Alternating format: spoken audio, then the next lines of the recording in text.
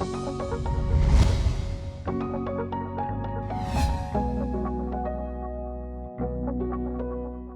most basic prayer in Judaism, known by heart by Jews all over the world, is Shema Yisrael, Hear O Israel.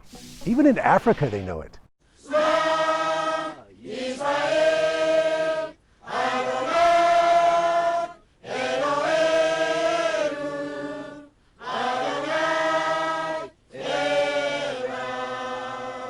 The Shema is comprised of 3 full paragraphs, recited not once but twice a day. That's because Judaism attaches paramount importance to its message. The second paragraph of Shema is in this week's Torah reading of Ekev in Dvarim, that's Deuteronomy chapter 11. God warns us that if we blow it, we're going to be thrown out of the land. Then comes verse 18, where the most famous commentator on the Torah, Rashi, delivers a message that's going to shock us all. Rashi says that the reason to observe the commandments in the diaspora is kedei shelo yiyu chadashim lechem kshetachzeru, so that the mitzvot, the commandments, won't be new to you when you come back. Did that register? Rashi is saying that the reason to observe the commandments outside of Israel is for practice.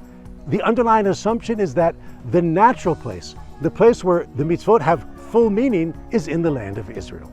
Now, commentators state clearly that a Jew is obligated to do the commandments wherever he is. And even outside of the land of Israel, it has tremendous earth-shaking importance. If a person gives charity outside of the land of Israel, of course that's important.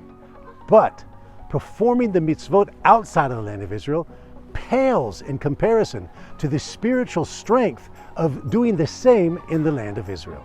One of the holiest rabbis in our tradition is Rabbi Moshe Cordovero, known as the Ramak.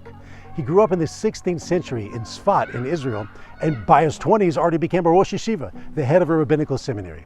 He gives a parable to understand this concept. He says that the life force of a person is centralized in his heart.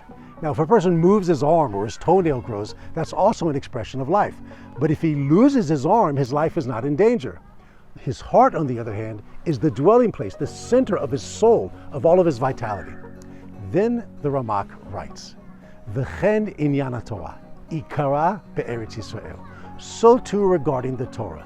The dwelling place of the Torah is in the land of Israel. So let's sum this up.